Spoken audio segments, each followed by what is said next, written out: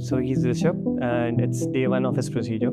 So I would like to explain how we design a hairline on any patient. That's the most aesthetic part about our transplant.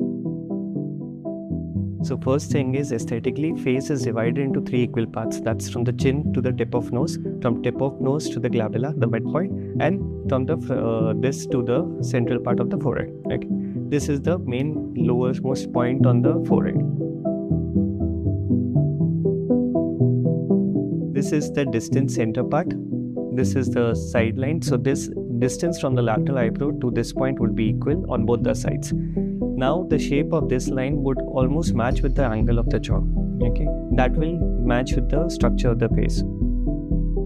And the most important comes the crown part. Now if you notice over here, in the crown, every individual, it is a whirl pattern. Like a whirlpool. Yes. So we have to make sure that we implant the follicles in these angles and directions in the circular pattern so that it matches with the natural density.